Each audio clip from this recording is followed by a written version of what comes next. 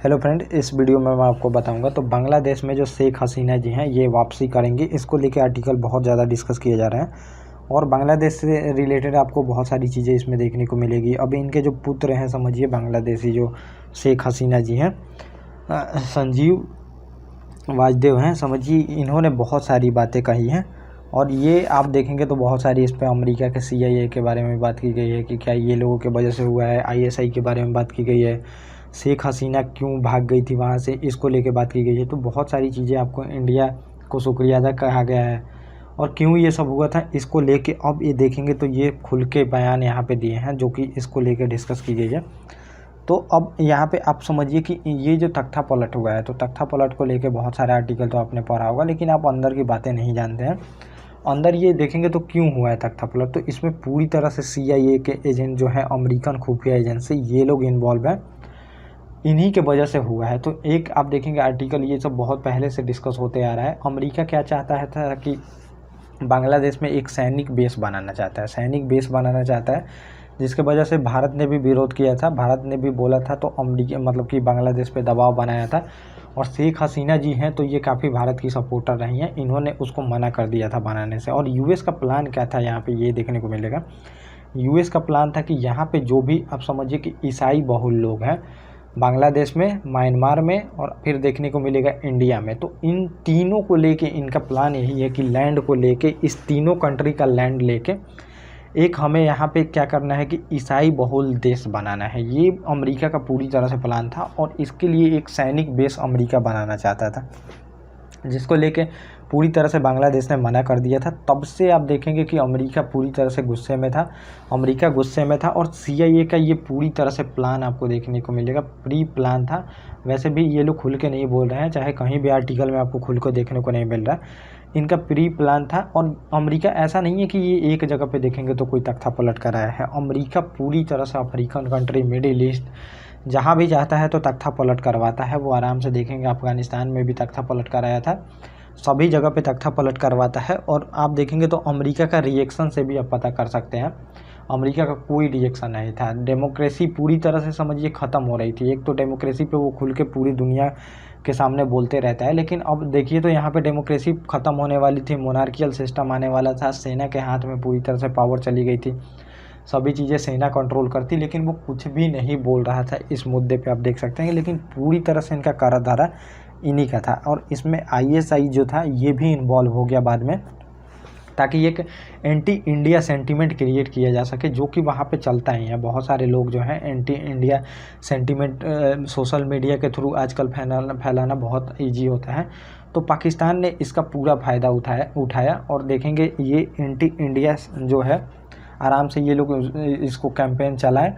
और अभी आप देखेंगे तो हिंदुओं के साथ वहाँ पे बहुत ज़्यादा बदसलूकी भी हुई, ये आपको देखने को मिला। तो बांग्लादेश में देखेंगे लोकतंत्र बहाल करते ही अपने देश लौट जाएंगी शेख हसीना, ये इनके बेटे राजीव जो हैं वाजेद, इन्होंने कहा है, समझिए।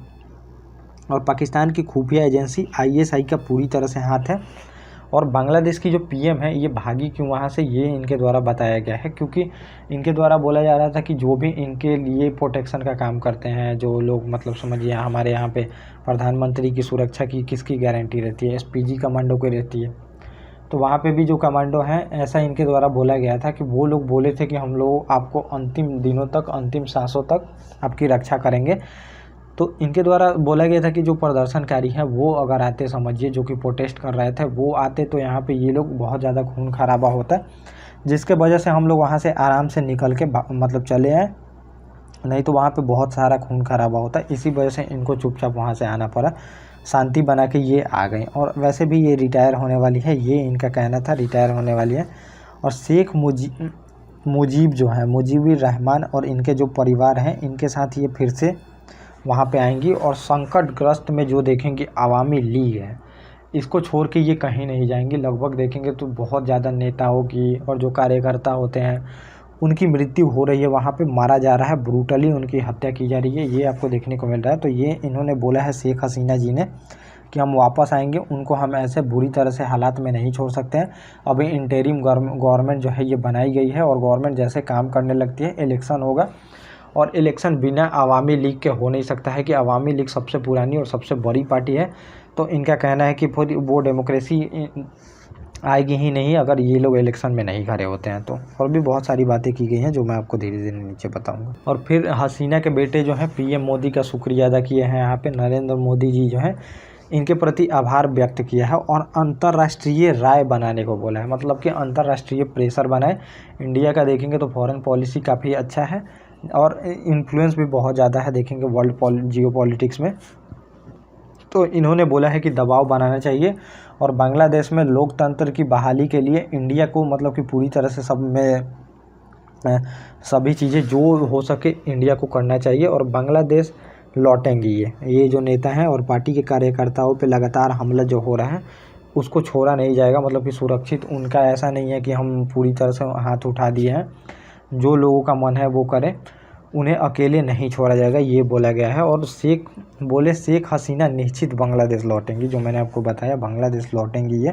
और अवामी लीग को इनके बेटे ने मतलब अवामी लीग को लेकर इनके बेटे ने क्या कहा कि लोकतंत्र बहाल होगा और चुनाव जैसे ही होगा, अंतरिम सरकार अभी इंटरिम गवर्नमेंट बनाई गई है। और फिर इन्होंने बताया है कि अवामी लीग को बाहर नहीं कर सकते, जो मैंने आपको बताया बिना इनके सबसे बड़ी पार्टी है, बिना इनके लोकतंत्र कैसे आ सकती है। और बांग्लादेश में देखेंगे मोहम्मद यूसुफ आज ले रहे हैं शपथ, ये शपथ जो ले रहे हैं इंटरिम गवर्नमेंट, तो ये आप देखेंगे तो नोबेल पुरस्कार विजेता हैं, ये अभी शपथ ले रहे हैं और अवामी नेताओं के संपर्क में है शेख हसीना। तो ये बोला जा रहा है जितने भी लीडर हैं कार्यकर्ता हैं उनके अभी पूरी तरह से कांटेक्ट में है ये। फिर आप देखेंगे तो आगे बात की गई है परिवार बांग्लादेश में बेसहारा नहीं छोड़ेगा, मतलब जो भी इनकी पार्टी के लोग हैं उनको मतलब बेसहारा नहीं छोड़ा जाएगा, ये मैंने आपको बता दिया।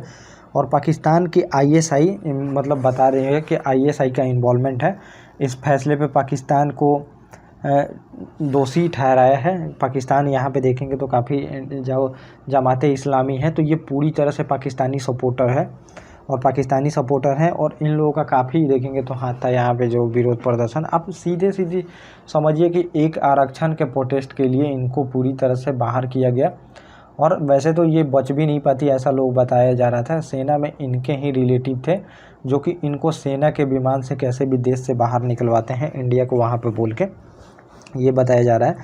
और इस परिस्थिति का फ़ायदा उठाते हुए जो ISI है यहाँ पे एक एंटी इंडिया सेंटीमेंट क्रिएट करती हैं और यहाँ पे इनको काफ़ी सपोर्ट किया जाता है। प्रोटेस्ट में भी देखेंगे, प्रोटेस्ट में इतने हथियार कहाँ से हैं ये बोला जा रहा था कि हथियार कहाँ से आ गए, क्योंकि ये लोग पुलिस पे ही अटैक कर रहे थे। पुलिस के अटैक करने के लिए बिना बाहरी देखेंगे कि हस्तक्षेप के नहीं हो सकता है, इन्वॉल्वमेंट था बाहरी लोगों का, CIA के भी था और आप मानिए अमेरिका का मतलब CIA है और पाकिस्तान की था। और सोशल मीडिया के थ्रू यहाँ पे भड़काया गया है सबको और जानबूझ के देखेंगे ये प्रयास की गई है। इससे कोई फ़र्क नहीं पड़ता कि सरकार किस स्थिति में है, लेकिन जो इनको मैंने बताया अब पूरी तरह से एंटी इंडिया जो कैंपेन चलता है वहाँ पे ये चलाया जाएगा, इनके द्वारा कहना है। पहले से ही ये बता रही हैं और इनके पुत्र बता रहे हैं कि इंडिया को लेके हमेशा से एंटी इंडिया सेंटीमेंट चलाया जा रहा था, जिसको हम लोग काफ़ी जो अवामी लीग है ये कंट्रोल करने का काम करती है। लेकिन अब जो सरकार बनी है वो पूरी तरह से देखेंगे यही सब करेगी यहाँ पे।